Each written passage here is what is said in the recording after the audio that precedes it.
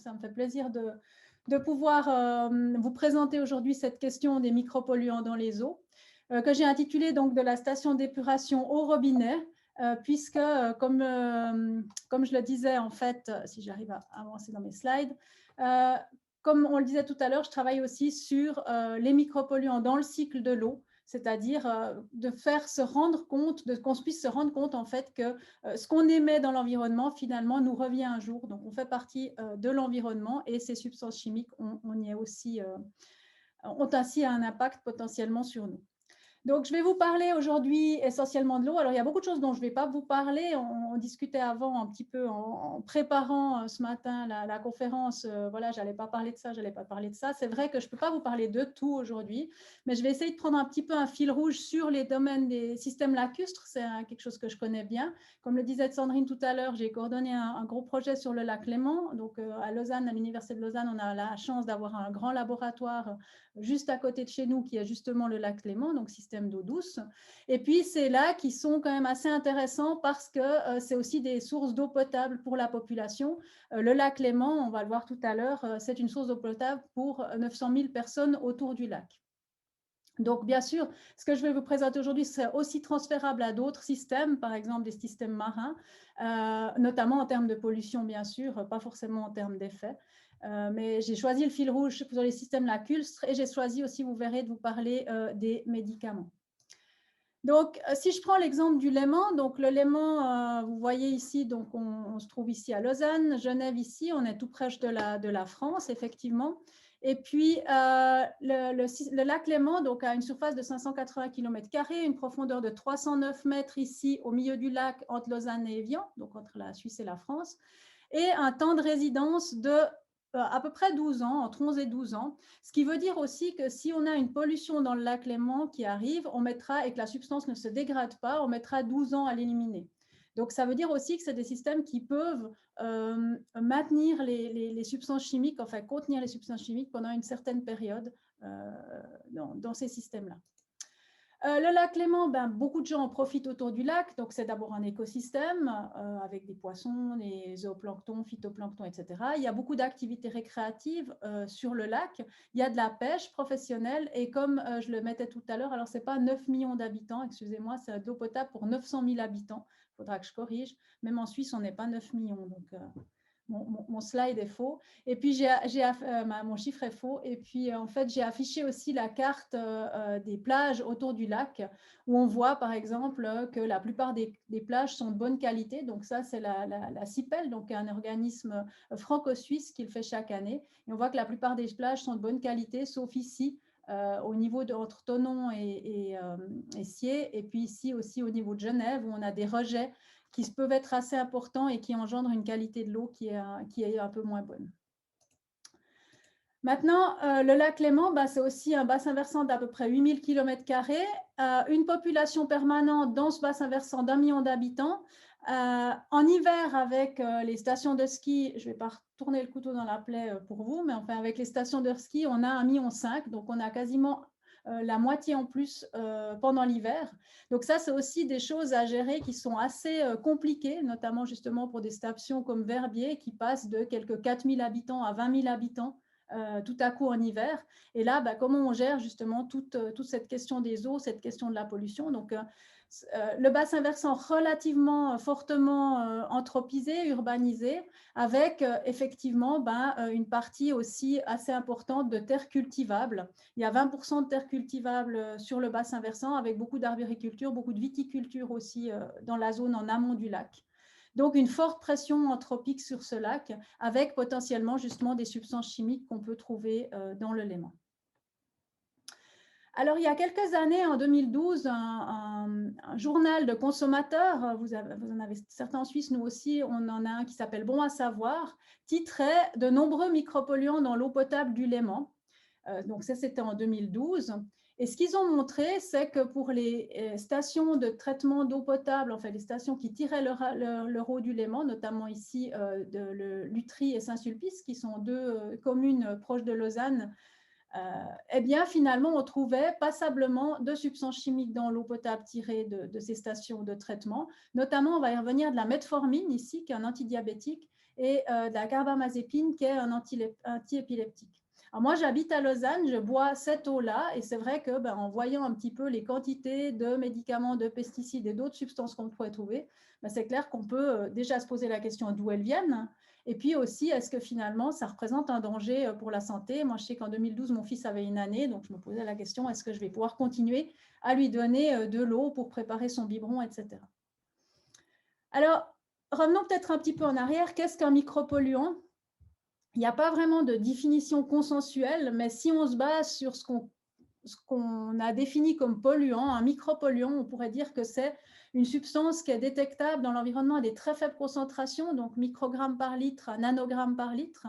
Et ce qui est important, c'est que ça doit être au parti au moins dû à l'activité humaine. Par exemple, l'arsenic d'origine géogène ne serait pas considéré comme un micropolluant.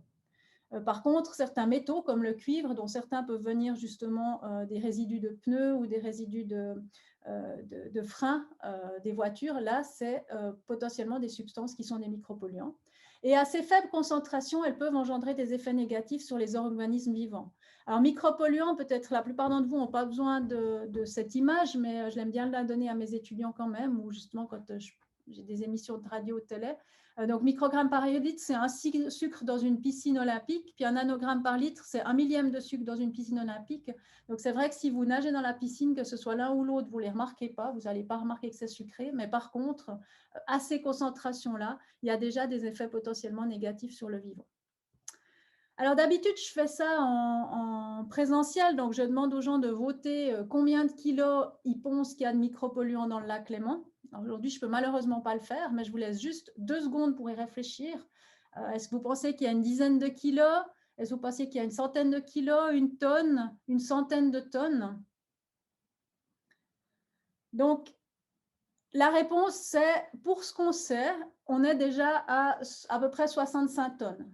Vous voyez ici, c'est les pesticides en bleu. Alors, j'ai mis ici, pour les pesticides, on en analyse, il y en a 400 qui sont autorisés en Suisse, c'est un petit peu moins dans l'Union européenne. On a quelques pesticides qui sont encore autorisés chez nous qui ne le sont plus dans l'Union européenne. Mais on les analyse quasiment tous, c'est-à-dire que les à peu près 12 tonnes de pesticides qu'on a dans le Léman sont représentatifs de ce qu'on pourrait avoir comme substance chimique dans le lac. Par contre, vous voyez ici le gros bloc rouge, c'est les médicaments.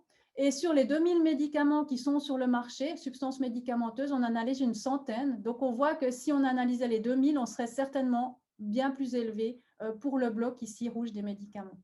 Et si je veux un peu de détails sur ces médicaments, vous voyez ici, je vous ai mis la liste de ceux qu'on a détectés. Et puis, vous voyez ce gros bloc bleu ici, c'est cette fameuse metformine qu'ils ont trouvé, que le magazine Bon à savoir a trouvé dans l'eau du robinet. Donc, ce n'est pas très étonnant qu'on la trouve puisqu'on trouve des très, très grandes quantités dans le lac. Alors, on va voir après quelles sont les sources et pourquoi on retrouve ces substances-là. Mais c'est quand même déjà assez intéressant de voir que finalement, tous ces médicaments qu'on consomme au quotidien, eh bien, on peut les retrouver dans les systèmes lacustres, notamment dans les rivières, dans les systèmes lacustres, et puis aussi finalement dans notre eau du robinet. Alors là, je vous ai parlé de 2000 médicaments, 400 pesticides. Il y a à peu près 140 000 substances qui sont homologuées en Europe. Il y en a qui sont interdites ou qui ne sont plus produites ou plus utilisées chaque année, mais il y en a aussi des nouvelles qui arrivent sur le marché. Donc, si on réfléchit un petit peu combien de substances on peut potentiellement trouver dans notre environnement, eh bien, on peut déjà se dire que ces 140 000 substances qui sont utilisées, potentiellement, on peut les retrouver dans l'air, dans l'eau ou dans le sol. Donc, on voit qu'on a déjà pas mal de travail si on veut s'intéresser à la toxicité de toutes ces substances. Ces 140 000 substances, elles sont réparties à peu près comme ça. Donc, vous voyez, on a parlé avant des médicaments ici en vert. Je vous ai dit qu'il y en avait 2000. C'est ce petit bloc ici. On voit que si on regarde, par exemple, les cosmétiques ici en violet, il y en a à peu près 6000. Et puis, par exemple, des agents stabilisateurs, c'est ceci, c'est les agents colorants, il y en a à peu près 14 000. Moi, ce que j'aime bien, c'est ces 2 gros blocs ici, bleu et orange. C'est les 25 000 qui sont des intermédiaires, donc on ne sait pas ce que c'est. Ce qu'il faut savoir, c'est que quand on construit des substances chimiques, on va utiliser tout un tas d'autres substances pour les construire, un peu comme les Lego. Donc, tous ces intermédiaires sont utilisés dans cette construction. C'est souvent des solvants, mais on ne sait pas forcément ce que c'est. Et puis aussi les 27 000 ici qui sont des autres, c'est-à-dire toutes les substances qui sont utilisées pour des usages divers et variés, qui ne sont pas dans ces différentes classes, mais qui représentent quand même une part relativement importante des substances chimiques sur le marché. En plus de ces substances, c'est clair qu'une fois que les substances chimiques vont trouver dans l'environnement, elles vont potentiellement se dégrader. Donc, elles vont donner naissance à tout un tas d'autres substances sous l'action du soleil, sous l'action de réactions chimiques ou surtout sous l'action des micro-organismes. Et puis, ces produits de dégradation, c'est clair que c'est aussi potentiellement des substances problématiques pour l'environnement. Donc, si on commence à réfléchir en termes de combien on aurait dans l'environnement de substances problématiques, on a 140 000 plus leurs filles, c'est-à-dire qu'on est facilement à 1 ou 2 ordres de grandeur de plus si on prend compte des produits de dégradation. Puis, je voudrais juste vous montrer un exemple de produit de dégradation qui est, par exemple, plus toxique que la substance initiale. C'est les nonylphénolétoxylates. Donc, les nonylphénolétoxylates, c'est des détergents qui sont utilisés donc, notamment au niveau industriel. Un détergent a toujours un pôle hydrophile et un pôle hydrophobe avec une longue chaîne carbonée.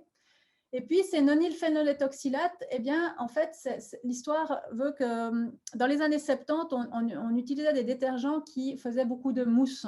Et ce n'était pas très beau. Peut-être certains d'entre vous se souviennent d'avoir vu ces mousses sur les rivières qui étaient entraînées vers les champs, etc. Donc, en termes d'image, pour les industriels, c'était pas les industriels qui fabriquaient des détergents, c'était pas très bon. Donc, ils ont réfléchi à des substances qui se dégraderaient plus facilement et ils ont produit ces fameux nonylphénolétoxylates qui, effectivement, se dégradent assez vite. Ils perdent, en fait, on voit ici la chaîne de dégradation, ils perdent leur longue chaîne carbonée. Le problème, c'est que les nonylphénols, les derniers produits de dégradation ici, eux sont persistants dans l'environnement, ils se dégradent beaucoup plus lentement et puis on s'est rendu compte que c'était des perturbateurs endocriniens. Donc là, on voit que typiquement, on a une substance dont on pense qu'elle est meilleure parce qu'elle se dégrade mieux et qui finalement peut poser un problème. Les molécules de dégradation peuvent poser un problème parce qu'ils sont persistants dans l'environnement et puis parce que c'est des perturbateurs endocriniens. Donc, ces nonylphénols, bien sûr, ils se forment par dégradation, mais aussi au moment de la production. Comme je le disais tout à l'heure, quand vous produisez des substances, vous ne produisez jamais quelque chose de pur à 100%. Vous avez toujours, en fait, aussi des résidus de production, dont ces fameux nonylphénols. Chez nous, ils ont été interdits, mais par exemple, il y a plusieurs campagnes qui ont été menées par des organismes de protection des consommateurs qui montrent qu'on les trouve encore dans les textiles. Parce que justement, quand les textiles viennent de pays d'Asie, notamment, ils sont lavés avec ces nonylphénolétoxylates et on peut trouver des résidus, notamment de nonylphénol dans les textiles. Alors, on voit que c'est relativement complexe. Donc là aussi, mon chiffre est faux. C'est des anciens slides parce qu'au début, on parlait de 100 000 et maintenant, on parle de 140 000. Donc, on a 140 000 substances homologuées en Europe, des produits de dégradation de ces substances. Puis, on a toujours, bien sûr, dans l'environnement, les substances qui sont interdites, dont, par exemple, le fameux DDT. Je vous ai mis ici la pub des années 50-60 pour cet insecticide organochloré qui était utilisé un petit peu partout. Moi, je montre souvent à mes étudiants des images où on voit que les enfants sont shampouinés avec du DDT ou alors on le spray sur les piscines contre les moustiques. Donc, c'était vraiment quelque chose qui était la pointe de la technologie et qui allait sauver en fait les gens de tous ces misérables moustiques et insectes qui nous embêtaient au quotidien. Et puis maintenant, c'est clair que c'est une autre histoire. Il y a eu le livre de Rachel Carson, il y a eu toutes les études qui ont été faites sur le DDT. Et puis, on sait que ce DDT, on le trouve toujours dans les animaux, notamment qui ont beaucoup de graisse, comme par exemple les baleines ou les ours blancs. Et puis, chez les populations inuites, par exemple, au Canada, ils recommandent toujours aux femmes de ne pas allaiter leurs enfants parce que le lait maternel contient trop de PCB, de DDT, donc de toutes ces substances qui sont interdites maintenant, mais qui sont toujours présentes dans l'environnement. Donc, c'est clair que si on s'intéresse et qu'on se pose la question combien de substances il y a potentiellement dans l'environnement, c'est vite déprimant parce que si on fait le calcul de ce que je vous ai présenté, on arrive à plusieurs millions de substances chimiques. Alors, aller déjà les chercher, c'est un travail titanesque, mais en plus, essayer de comprendre leurs effets sur l'environnement, sur des espèces aussi différentes que des poissons, des microcrustacés, des algues, des plantes aquatiques ou dans le domaine terrestre des vers de terre, eh bien, de nouveau, ça rajoute encore dans la complexité. Donc, on se rend compte que c'est vraiment un travail titanesque si on voulait essayer de tout comprendre. Donc, j'arrive déjà presque à ma conclusion, mais il y aura encore des choses avant, qui montrent que finalement, ce qui est important, c'est d'éviter que ces substances se retrouvent dans l'environnement, parce que justement, il y en a beaucoup. Il y en a beaucoup trop pour pouvoir faire une évaluation, et notamment une évaluation de risque de toutes ces substances. Pour vous illustrer ce que je dis et pour vous montrer que ce n'est pas complètement absurde, ça, c'est l'American Chemical Society. Et en fait, c'est eux qui donnent un numéro à chaque substance chimique qui est produite un jour. Et ça, c'est un slide qui date alors de 3 ans, parce que maintenant, ils ont enlevé leur counting, mais avant, ils faisaient un compte de chaque nouvelle substance qui était homologuée, enfin, elles ne sont pas homologuées, mais à laquelle on avait attribué un chiffre. Et puis, on voit qu'on est déjà ici à 122 millions de substances qui ont un numéro CAS. Donc, quand je vous disais qu'il y avait plusieurs millions de substances, ben, ce n'est pas complètement absurde puisqu'on voit qu'on a déjà inventé, on a déjà créé 122 millions, en tout cas, substances chimiques différentes. Alors, je répète, ça ne veut pas dire qu'elles sont utilisées toutes, c'est des molécules qui ont été un jour inventées, mais par contre, elles existent. Le problème, comme je le disais, c'est que sur ces millions de substances, finalement, on a très peu de données sur la toxicité humaine. Et pour ces données qu'on a, il y en a déjà plusieurs dont on sait qu'elles sont très préoccupantes. C'est tout ce qu'on connaît maintenant comme disrupteurs endocriniens, les phtalates, bisphénol A, les PCB dont j'ai parlé tout à l'heure, etc. Et puis, si on parle d'écotoxicité, c'est encore plus complexe. Comme je disais avant, si on veut essayer de comprendre les effets sur toutes les espèces de l'environnement, c'est quasiment impossible. Donc là, sur l'homme, on doit comprendre les effets sur l'homme. Sur l'environnement, il y a beaucoup plus d'espèces avec des métabolismes différents, etc.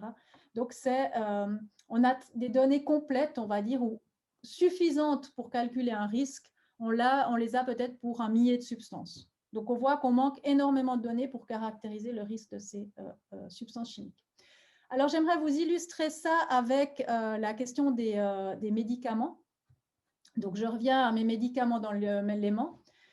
D'où viennent ces médicaments? Et puis, est-ce que pour les médicaments qu'on connaît un peu mieux, comme les pesticides que d'autres substances, comme les cosmétiques, est-ce que c'est inquiétant de les trouver dans l'environnement? Donc, 2000 médicaments, 2000 médicaments, ça veut dire 2000 substances médicamenteuses, à ne pas confondre avec les médicaments que vous trouvez dans la pharmacie, parce que là, il y en a à peu près 10 000 sur le marché. C'est un petit peu comme les pesticides. Vous avez une substance active médicamenteuse et puis après, il y a des formulations. Il y a des génériques, ce qu'on connaît plus sous le nom de générique, par exemple, ou bien des coformulations avec 2 molécules actives. Et ça, c'est le médicament que vous allez acheter. Mais des molécules actives médicamenteuses, il y en a à peu près 2000. Et puis, si on regarde les sources de médicaments dans les eaux, spécifiquement, il y en a 3 principales. Il y a la source urbaine, qui est notre consommation de médicaments.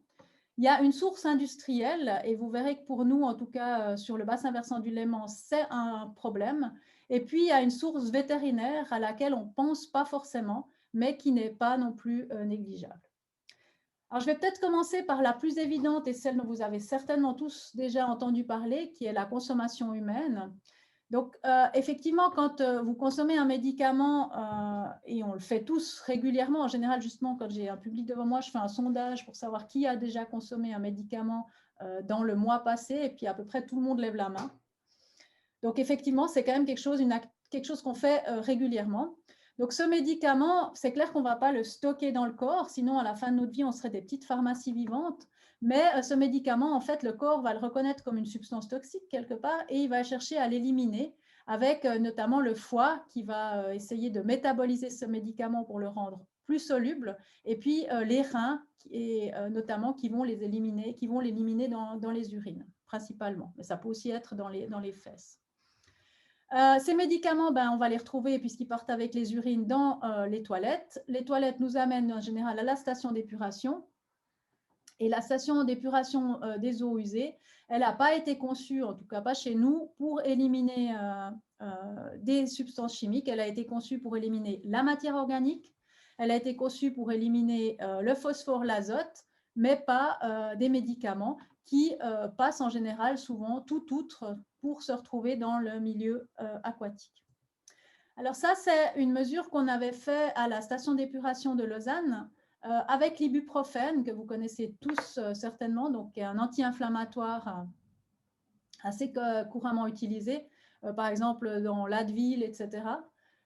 Et puis ici, vous avez le débit à l'entrée de la station d'épuration et ici les mesures de cette substance. Ça commence à 4 heures du matin, ça finit à 4 heures du matin.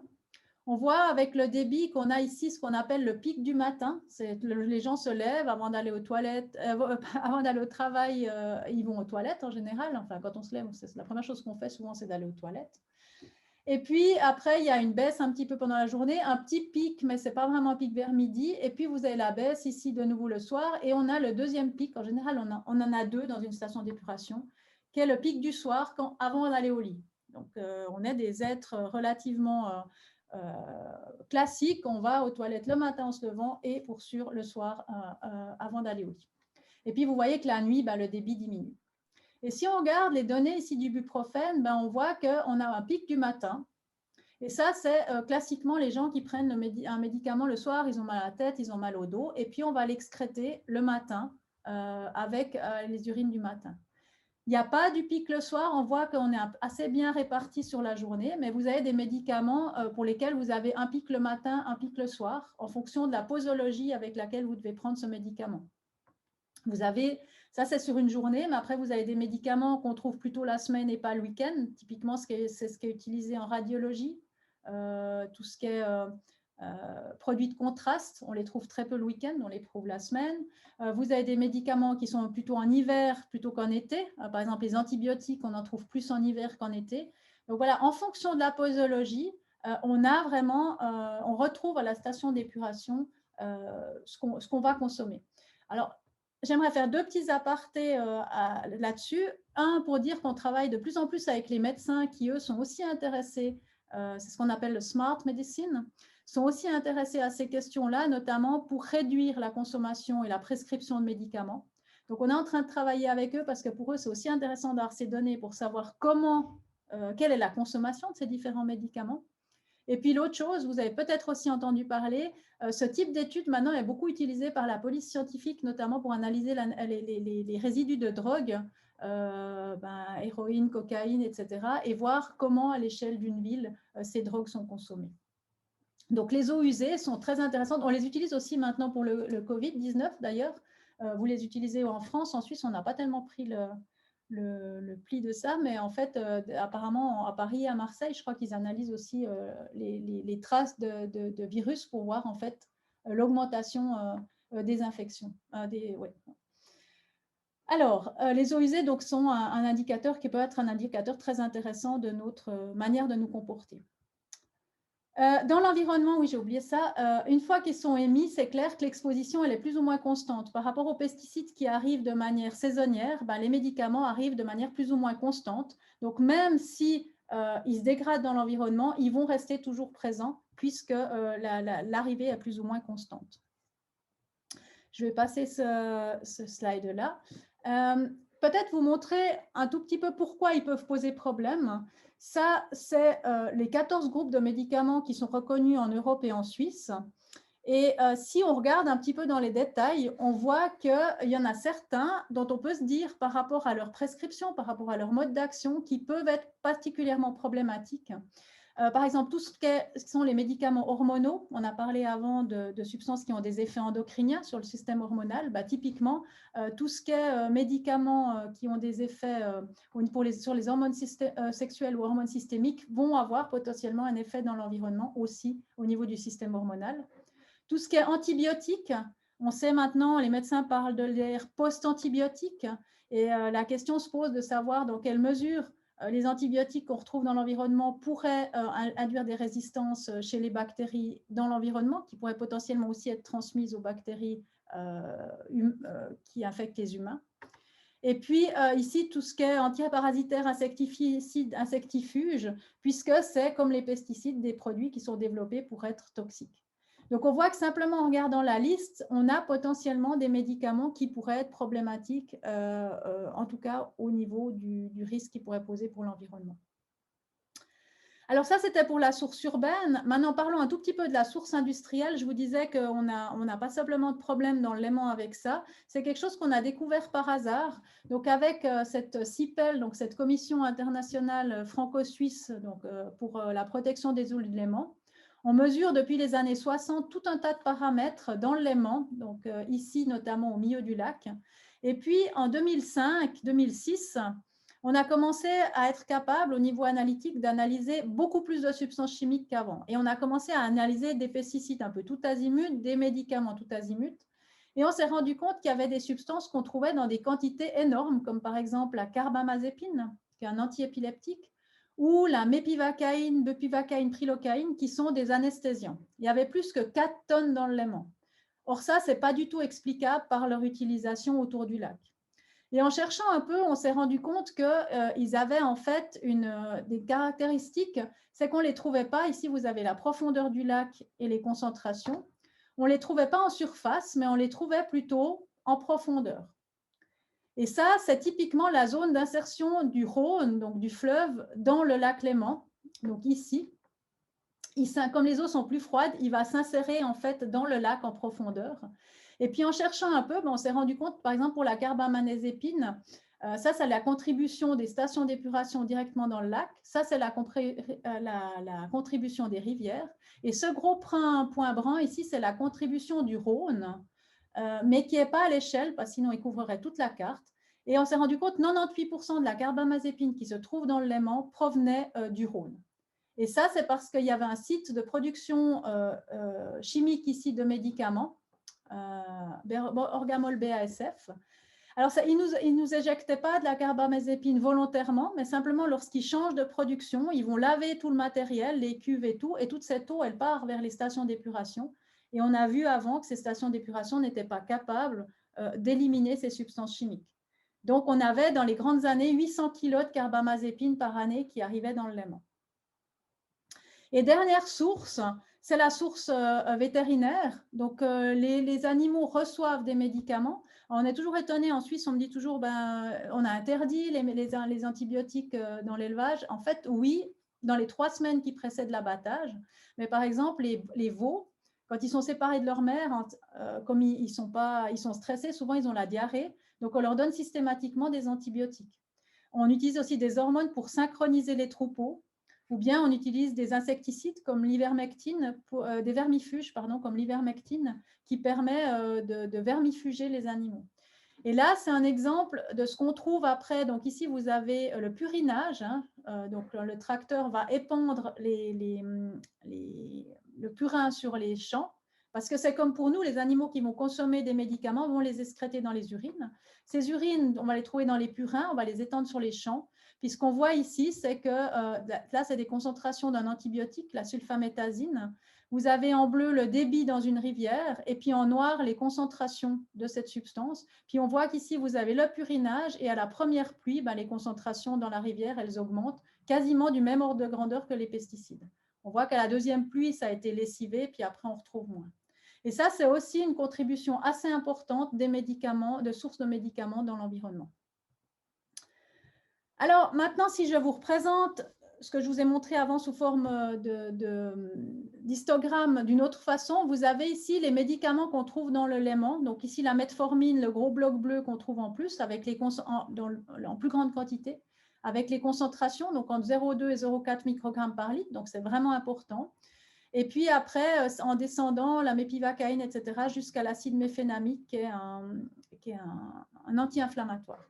Et je vous ai mis en rouge ce qui était de source industrielle et en noir ce qui était de consommation humaine. Donc, vous voyez que si la metformine, c'est principalement la consommation humaine, les 3 substances qui viennent après, c'est de source industrielle. Et ça, pour moi, c'est quelque chose qui est, à l'heure actuelle, plus acceptable parce qu'au niveau d'une industrie, on peut vraiment traiter des effluents de manière importante. Enfin, on peut sortir des effluents sans que ces substances chimiques puissent être présentes. Mais le problème, c'est que dans les années 60-70, quand les industries se sont raccordées au réseau, elles se sont mises avec les stations d'épuration des villes qui n'étaient pas adéquates pour traiter ces substances-là. Et c'est vrai que maintenant, les nouvelles industries, on leur demande de traiter leurs effluents. Alors ça, c'est le premier point. Et comme je vous disais, ça nous pose problème pour le lac Léman. Et deuxième point, si on compare ces concentrations avec des seuils environnementaux ou des seuils pour la santé, ben, on se rend compte qu'au niveau des seuils environnementaux, on n'a pas grand-chose. Pour ce qu'on a, on voit qu'on est largement au-dessus. Donc, potentiellement, ces médicaments ne posent pas vraiment de problème. La metformine, c'était assez intéressant parce qu'on l'a détecté, pas seulement nous dans le lac Léman, mais on a commencé à le détecter dans les rivières et tout. Et du coup, il y a beaucoup d'écotoxicologues qui ont essayé de travailler à toute vitesse pour produire des données d'écotoxicité, pour essayer de comparer ça à quelque chose. Et moi, ce que je dis toujours à mes étudiants, je vous garantis que les années vont passer et qu'on va voir cette valeur-là descendre. Parce qu'en général, plus il y a d'études, plus le seuil est bas. Parce que voilà, il y a des espèces qui sont plus sensibles, on trouve des paramètres d'effet qui sont plus sensibles, etc. Mais pour l'instant, pour ce qu'on connaît, il semble qu'il n'y ait pas de problème. Par contre, vous voyez, vous avez plein de points d'interrogation. Et c'est encore pire si on regarde au niveau du seuil de la santé.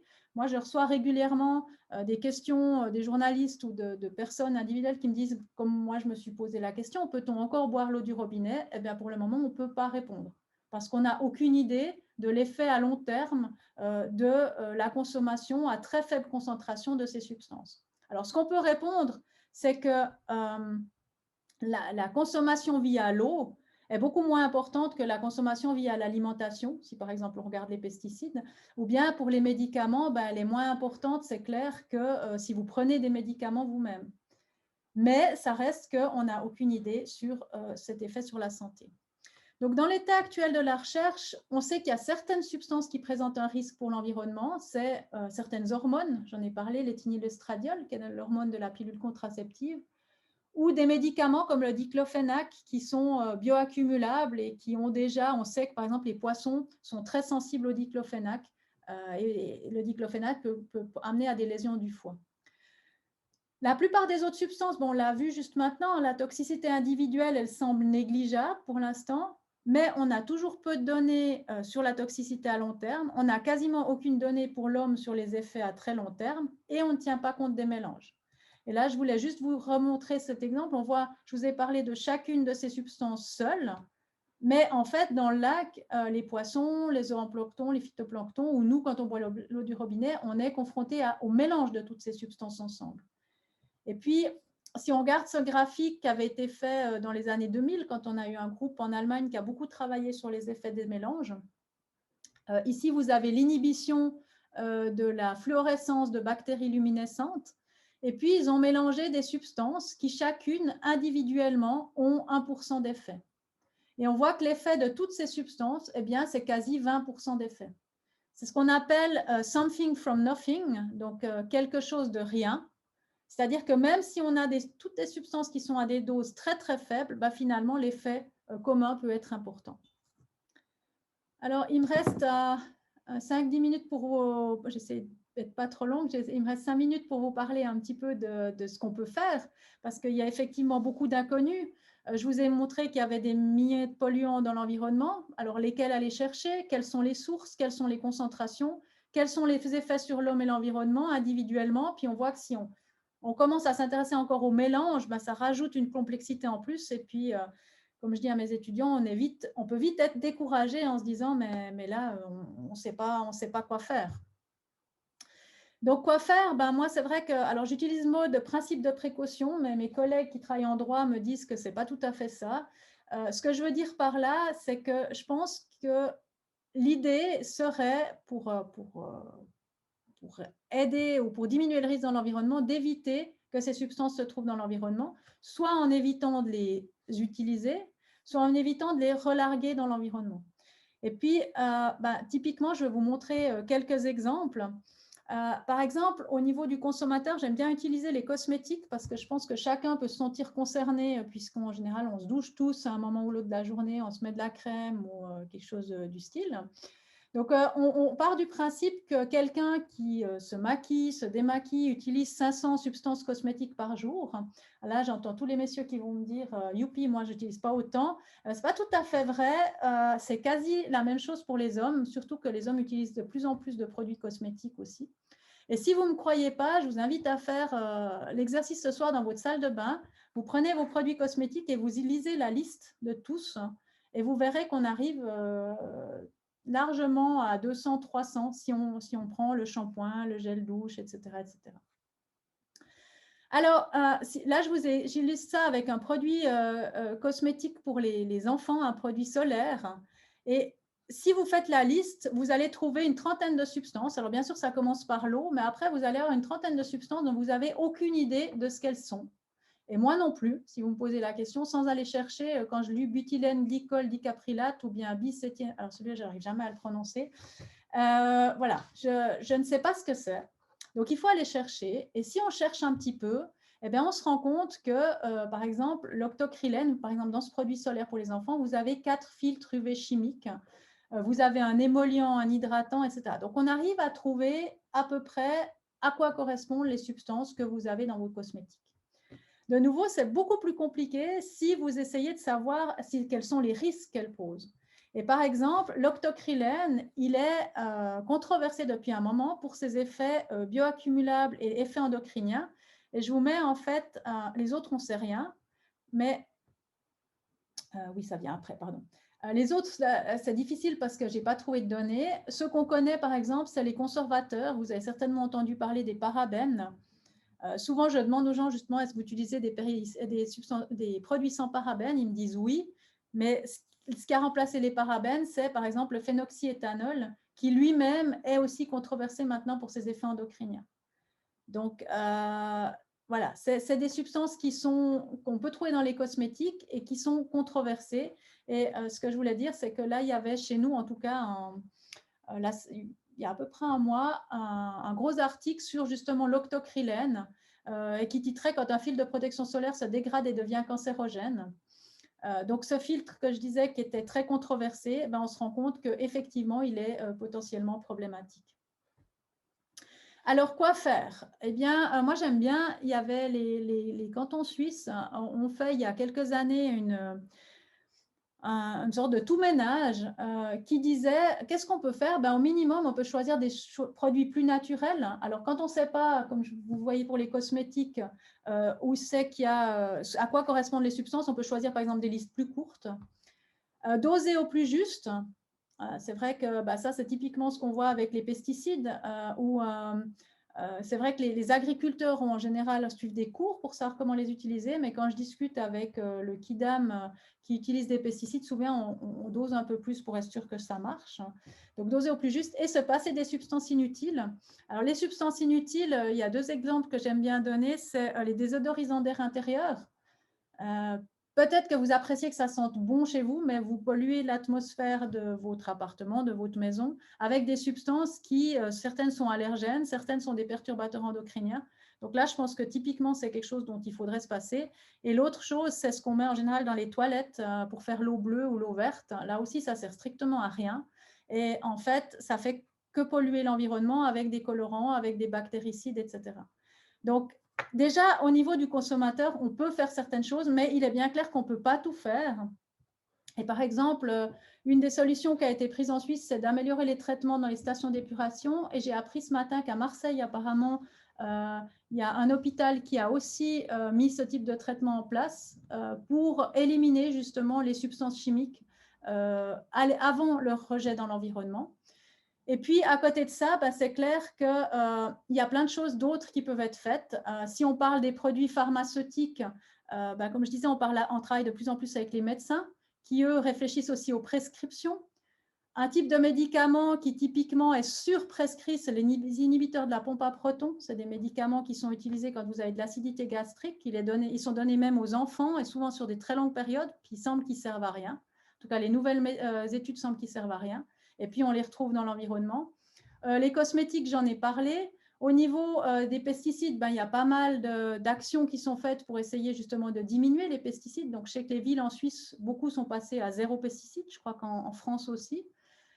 Et puis, au niveau de l'extérieur, matériaux de construction, vous avez par exemple les peintures de façade qui contiennent aussi des biocides qui peuvent être remplacés par d'autres types de peintures.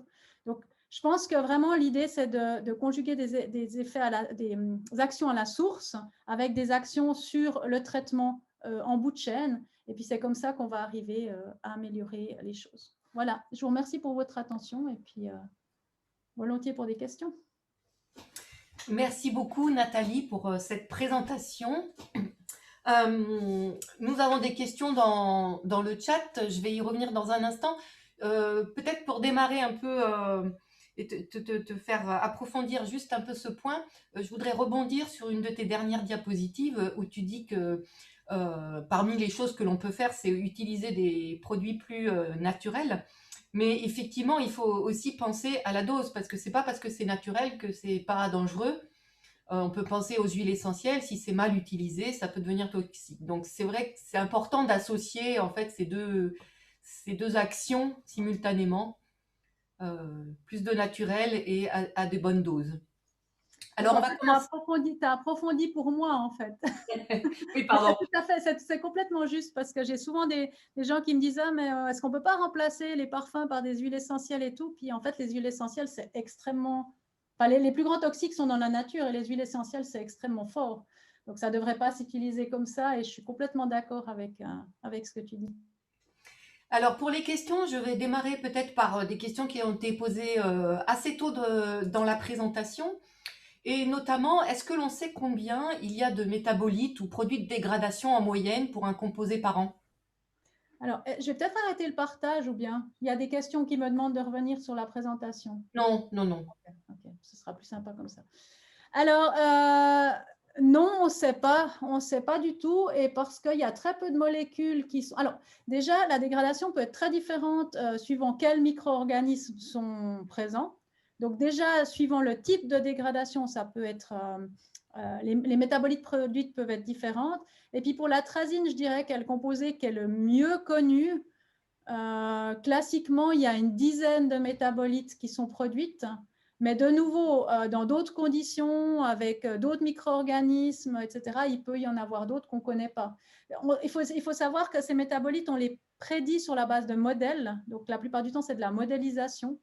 Et que voilà, la modélisation, elle a ses avantages, mais aussi ses limites. Oui, puis parmi les métabolites, on s'intéresse très souvent aux métabolites qu'on appelle de phase 1, c'est-à-dire dérivés directement du parent, mais il existe aussi des métabolites de métabolites, donc phase 2 et plus loin, quoi. Donc, oui, complètement. c'est difficile de donner un nombre moyen. Alors, une autre question portait sur la notion d'isomère à partir d'une même molécule. Est-ce que chaque isomère d'une même molécule va être considéré comme est-ce que tous les isomères d'une même molécule vont être considérés comme des substances différentes? Alors, elle devrait. Alors, l'exemple que je connais le mieux, c'est celui du métallochlore, qui avait l'isomère R et S, et qui, en fait, on s'est rendu compte que finalement, et au début, le produit, donc c'est un pesticide, oui, excusez-moi, je suis en train de... c'est un pesticide, et au début, le produit qui était vendu contenait le R et le S, et on s'est rendu compte que finalement, il y avait que le S était beaucoup plus actif que le R. Donc maintenant, on vend le produit avec seulement le S. Et donc, je pense que oui, pourrait être considéré, mais de nouveau, là, c'est assez difficile d'être systématique, en fait. Oui. Mais voilà, ça c'est un exemple, ou en tout cas, c'est le cas où les deux n'ont pas la même toxicité. Oui, puis ça, effectivement, ça rejoint aussi la question précédente, c'est-à-dire que c'est important de prendre en compte à la fois les isomères ou les dérivés de produits par an parce que ils peuvent parfois être plus toxiques et tu l'as très bien illustré avec le nonylphénol. Je peux juste vous donner un exemple avec les métabolites. Ma doctorante travaille sur le diazinon, qui est un insecticide organophosphate, donc neurotoxique. Et en fait, elle travaille sur les daphnies, donc des macrocrustacés. Et la première métabolite que fait la daphnie est plus toxique que le diazinon. Donc, elle s'intoxique. L'organisme s'intoxique avec la métabolite qu'elle a produite.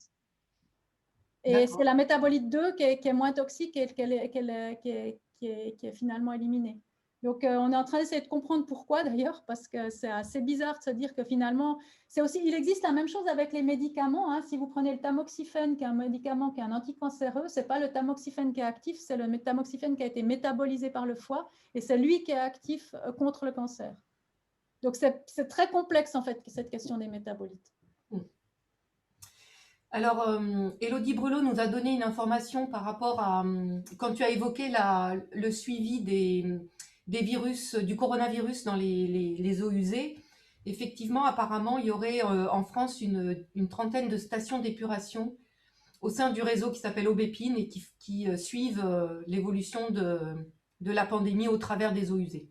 Ça, c'était juste un complément d'information qui est apparu dans le chat.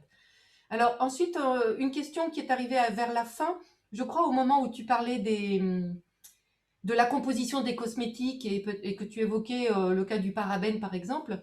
La question c'était que certaines de ces substances sont aussi retrouvées dans les graisses animales et on te pose la question de savoir si c'est aussi le cas dans la cellulose des plantes ou de certaines plantes. Eh bien, je ne sais pas. Et il faudrait que je cherche. Il y a peut-être des études sur la question, peut-être des gens qui sont là qui savent, mais moi, je ne connais pas d'études d'accumulation dans la cellulose des plantes. Ça ne me dit rien. Mais peut-être, c'est certainement pas les mêmes forcément. Hein. C'est peut-être d'autres molécules qui pourraient s'accumuler dans les... Bon, au niveau des métaux, je sais qu'il y a des accumulations dans les plantes, puisqu'il y a certains métaux qui sont utilisés pour de la phytoremédiation. Par contre, où ça s'accumule exactement dans les plantes, ça, je ne sais pas. Oui, de toute façon, on sait qu'il y a des absorptions par les racines, après il peut y en avoir aussi via l'air, etc., par le feuillage, etc. Donc oui, probablement, mais effectivement, je n'ai pas non plus l'information. Si quelqu'un dans la salle a une info à ce sujet... Je sais que par exemple, il y avait des études qui ont été faites sur la kératine aussi des fourmis, où on trouve certaines de ces substances parce qu'elles s'accumulent notamment dans la kératine. Ce qu'il faut savoir, c'est que l'organisme, il a tout intérêt à s'en débarrasser d'une manière ou d'une autre puisque c'est toxique. Donc, soit il l'élimine, soit il va le stocker quelque part. Hein. Et typiquement, ça pourrait être effectivement dans la cellulose. Merci Nathalie. Alors, encore une autre question qui porte sur les demandes d'autorisation de mise sur le marché des nouvelles substances ou les demandes de réautorisation pour les substances qui le sont déjà. On te pose la question d'une appréciation de la mise en œuvre du règlement européen REACH hors de la Suisse. Alors, la Suisse ne fait pas partie de REACH. Hein. Donc, je ne sais pas, c'est la question. Oui, alors peut-être que la parenthèse donnait cette précision, en fait. C'est moi qui l'ai mal lu. Eh bien, Rich, moi, j'ai mis beaucoup d'espoir et je le présentais à mes étudiants en disant que ça allait enfin être un outil qui nous permettra d'aller de l'avant et de faire le tri entre des substances qui étaient problématiques, qui étaient potentiellement problématiques, et pas parce que ce tri, on l'avait pour les pesticides, mais on ne l'avait pas pour toutes les autres substances chimiques. Et force est de constater que REACH est un petit peu un échec quand même. Enfin, on a gagné passablement de données, mais maintenant, je n'ai pas le chiffre en tête, mais je le cite justement sur mon blog parce que j'avais un collègue qui a fait ça. Le nombre de données incomplètes en fait dans les dossiers qui ont été soumis dans REACH, et c'est énorme. Et j'ai une de mes anciennes étudiantes qui travaille à l'ECA justement en Finlande et qui me disait à Helsinki, et qui me disait qu'il y a plein de dossiers aussi où les données ne sont pas correctes. Alors, ils demandent des corrections et puis ça ne vient jamais. Donc, voilà, disons que ça n'a pas eu l'effet escompté. On a gagné des données. Effectivement, typiquement, l'octocrylène et tous les filtres anti-UV, on peut récupérer les dossiers dans REACH. Mais quand on avait fait le travail avec une étudiante là-dessus, on s'était rendu compte qu'il y avait des données qui étaient fausses avec une virgule à la mauvaise place. Enfin, voilà.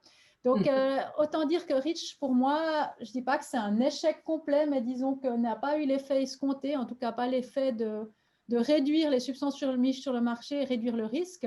Et sauf erreur, au niveau de l'Union européenne, il y a cette volonté maintenant d'un monde sans chimie ou sans risque chimique, je ne sais plus comment ils ont appelé ça. Et l'idée, c'est de remettre le tapis sur le métier et d'essayer d'avoir des outils qui seraient un peu plus solides pour diminuer justement la part des substances chimiques qui arrivent sur le marché ou qui restent sur le marché en étant problématiques. Parce qu'il faut savoir, c'est qu'une fois qu'elles sont sur le marché, c'est difficile de les retirer. Hein. Oui, c'est sûr, parce qu'il y a des enjeux économiques qui sont forts. Après, on sait que le risque zéro n'existe pas, donc voilà, un monde sans toxique, faut peut-être pas non plus rêver, mais en tout cas, arriver à une réduction, c'est vrai que ça serait une bonne chose. On sait aussi que grâce à la science, la réglementation peut évoluer et est en train d'évoluer, notamment pour les pesticides, pour lesquels on sait qu'il est particulièrement important de prendre en compte plus de réalisme dans l'exposition des organismes à ces molécules, euh, du fait de leur lien avec les pratiques agriculturales notamment.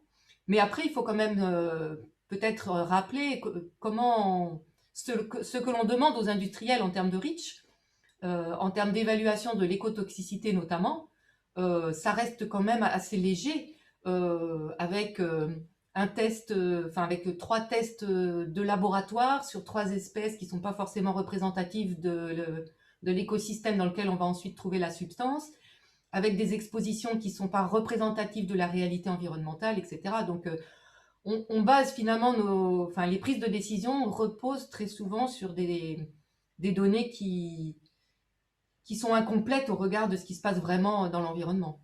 C'est ça, c'est ça. Alors, on te pose la question, pourrait-on purger le lac Léman de ses impuretés? 12 ans. Non, en fait, si on imaginait qu'il n'y avait plus aucun rejet, ce qui n'arrivera jamais, en tout cas, comme tu disais avant, les molécules chimiques, je crois qu'on doit apprendre à vivre avec. C'est juste qu'il y en a certaines qu'on peut éliminer parce que clairement, elles ne servent à rien. Et après, il y a certaines dont on pourrait diminuer justement les impacts aussi. Mais non, on ne peut pas parce que justement, il y a une pression anthropique autour du lac. Et puis, si on parle de la consommation de médicaments ou prenons l'éthanylestradiol qui est contenu dans la pilule contraceptive, on ne peut pas interdire la pilule, ça pose d'autres problèmes derrière.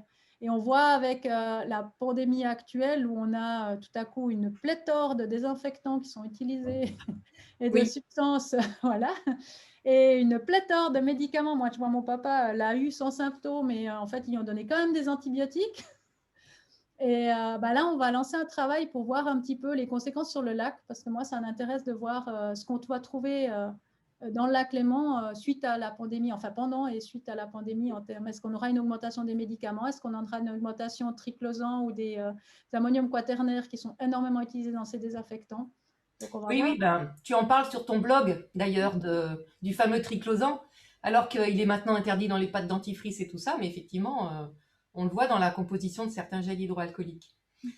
Une question ensuite sur les traitements possibles en station d'épuration pour éliminer ces micropolluants, des traitements tertiaires, voire quaternaires, est-ce qu'ils permettraient d'éliminer ces micropolluants?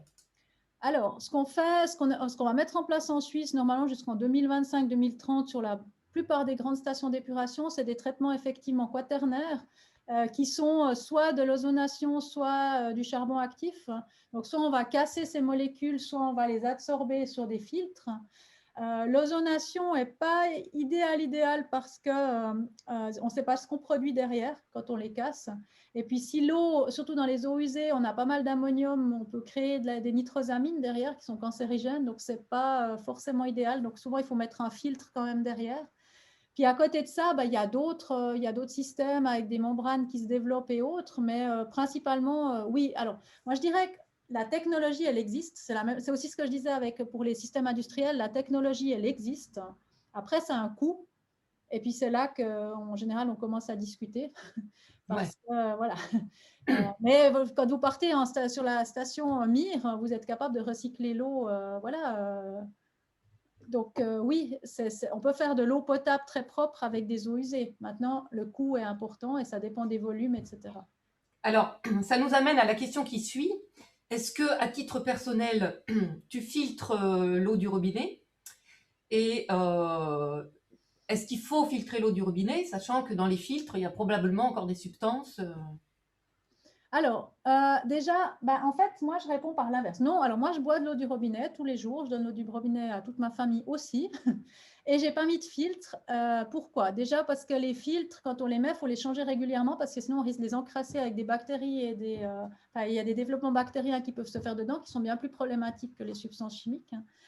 Et après, c'est plutôt un raisonnement par l'inverse, c'est-à-dire de me dire, bon, l'eau en bouteille, elle est en plastique, les plastiques relarguent des substances aussi dans l'eau, et puis l'eau qu'on a dans les bouteilles, elle n'est pas de meilleure qualité que l'eau du robinet, elle est bien moins contrôlée en général. Donc, on a de l'eau qui est exactement la même, où on va encore rajouter les résidus du plastique, donc ce n'est pas idéal. Et puis, après, il n'y a pas 36 000 autres solutions. Après, moi, j'ai régulièrement de nouveau aussi des mails de gens qui me disent qu'ils ont trouvé la solution X ou Y pour traiter l'eau au robinet. Il faut faire attention aussi si vous traitez avec, j'ai vu avant la question de l'osmose inverse, vous enlevez tout ce qu'il y a dans l'eau.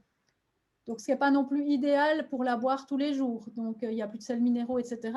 Donc, on en a discuté avec les producteurs d'eau potable en Suisse et pour le moment, on n'a pas vu de système qui permettait vraiment, en tout cas, d'éliminer ces micropolluants de manière convaincante au robinet et en ne péjorant pas la qualité de l'eau. Donc, pour le moment, voilà. Maintenant, de nouveau, il y a une étude, d'ailleurs une étude qui a été faite en France, qui a montré, si on prend les pesticides, notre exposition via l'eau potable, via l'alimentation et via l'air, et clairement, l'alimentation, c'est beaucoup plus important que l'eau potable. Et si je pense à d'autres substances, l'air intérieur, par exemple, on sait maintenant qu'il est très pollué.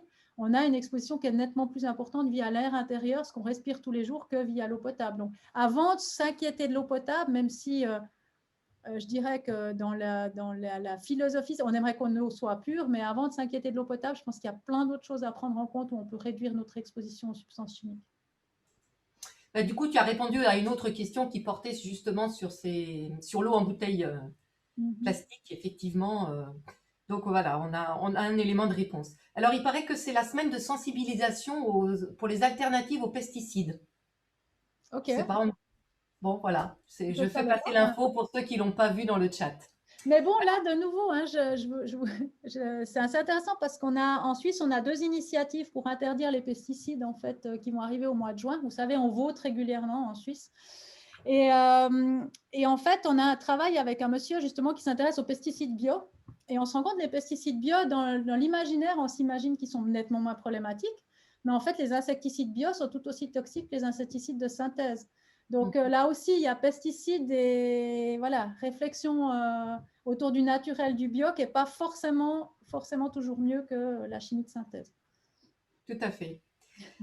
Est-ce que tu saurais nous préciser les méthodes et les critères qui ont été utilisés pour évaluer l'état je suppose, enfin c'est marqué des stations du lac Léman, j'imagine que c'est les plages. Tu sais, au début, tu nous as montré c'est de une la carte. bactériologie, c'est l'état bactériologique en fait. Et sur quelle échelle temporelle aussi? Ils le font, je pense qu'ils le font 2-3 fois par année. Ils font pas ça systématiquement. Ils font ça en général au mois de juin avant qu'on aille sur les plages.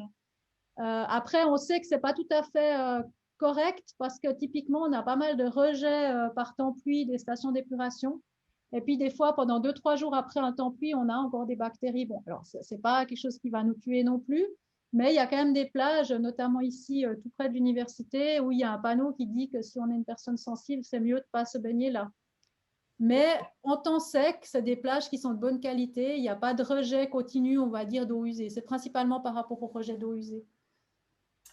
D'accord. Et alors, on a une question. Serait-il imaginable de filtrer l'urine directement au niveau des sanitaires? Est-ce inimaginable, trop cher, compliqué, générateur de déchets? Point d'interrogation. Alors, filtrer pour en faire, j'imagine que l'idée, ce serait pour en faire de l'eau potable. Je pense que ce serait compliqué. Par contre, ce qui existe et qui est très intéressant, qui existe de plus en plus, qui se met en place à l'échelle d'immeubles même, c'est de la stocker pour en faire des engrais. Et de séparer les urines du reste, en fait, des sels. Et puis effectivement, alors, il y a aussi des processus de traitement, parce que justement, il y a des médicaments et autres, puis on ne va pas les remettre ça dans les champs. Mais il y a des réflexions là autour, en fait, de pouvoir les utiliser comme engrais. Et puis, il y a d'autres systèmes aussi. J'ai vu ça à Genève, un bâtiment où ils ont des composts, en fait, où toutes les urines et les sels vont dans une salle en bas du bâtiment où il y a de la paille et il y a des vers de terre et autres. Mais ils ont une charte au niveau du bâtiment que les gens ne doivent pas utiliser ou très peu de produits chimiques. C'est accepté pour les médicaments, mais justement, ils doivent faire attention au niveau des cosmétiques, au niveau des détergents, etc.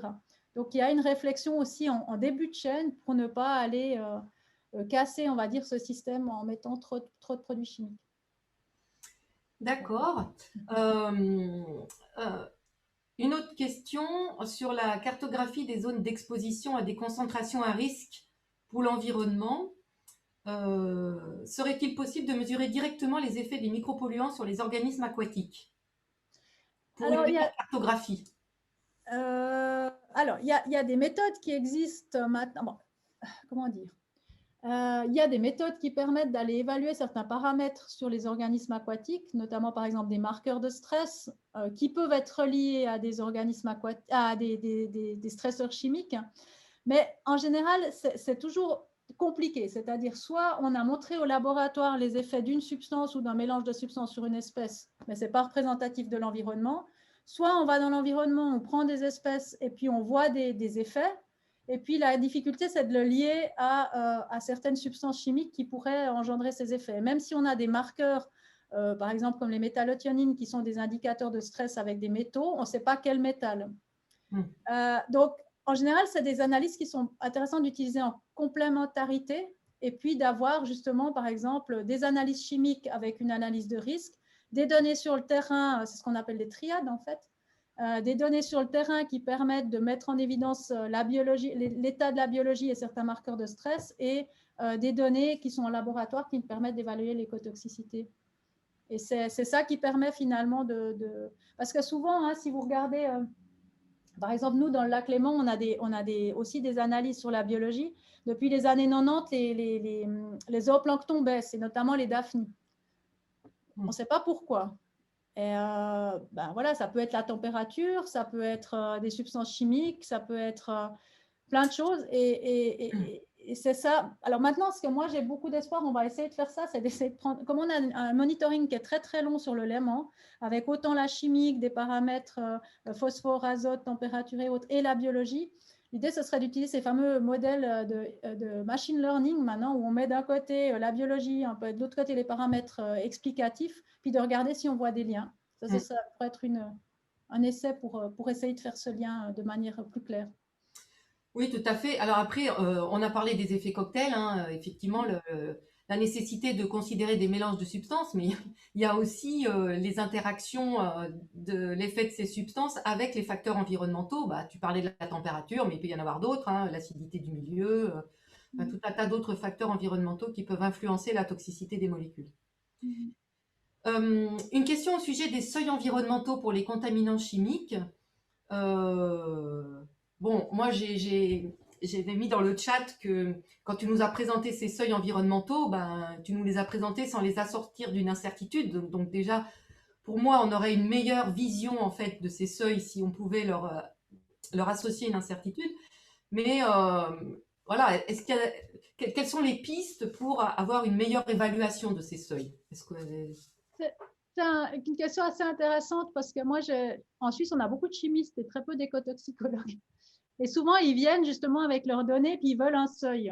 Et puis leur faire comprendre que ce seuil, c'est pas en dessous, c'est bien, en dessus, c'est pas bien, mais qu'il y a une incertitude, c'est très, très compliqué.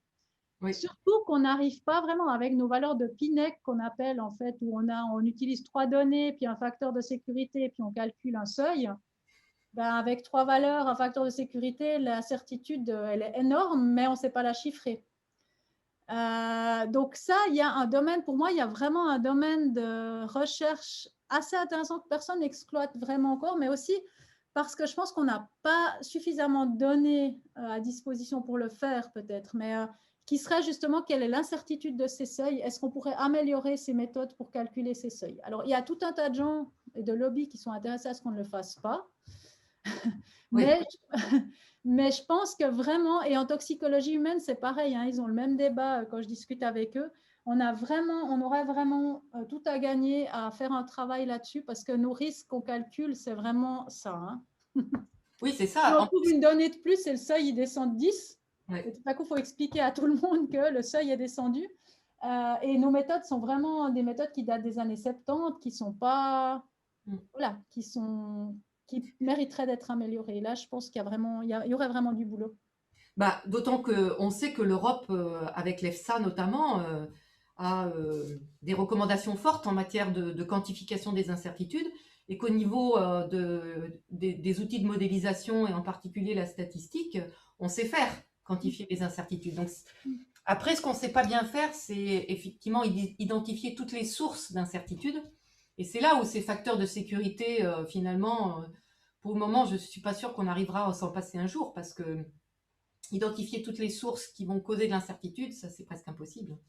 Non, mais si on le faisait déjà au moins sur les données, et puis, enfin, prendre des substances où il y a beaucoup de données, où il y a moins, puis voir un petit peu si on... Enfin, Oui, il y aurait des choses à faire, en tout cas. oui, Il y oui, a ça, vraiment des choses à faire pour améliorer les choses. Et surtout qu'en fait, ça va au-delà de ça, mais si on regarde, puisque je me suis pas mal énervée en Suisse quand ils ont voulu faire des seuils de qualité pour les pesticides, où tout à coup, ils montaient les seuils de qualité, simplement parce qu'il y a des données qu'ils ne prenaient pas en compte. Et là aussi, on a tout un tri qui se fait au niveau des données avec, il faut qu'elles soient toutes bonnes pratiques de laboratoire pour être inclus dans le calcul du seuil, alors qu'on sait que c'est les données de la recherche qui sont souvent les plus intéressantes parce qu'elles tiennent compte d'autres facteurs. Et puis là, on se rend compte que de nouveau, il y aurait aussi des choses à réfléchir et à faire de ce côté-là. Je voudrais juste peut-être poser une question un petit peu générale par rapport au suivi des substances que tu as mentionnées. Tu disais, bon, des substances, on en connaît beaucoup, on ne peut pas toutes les suivre, on en suit certaines.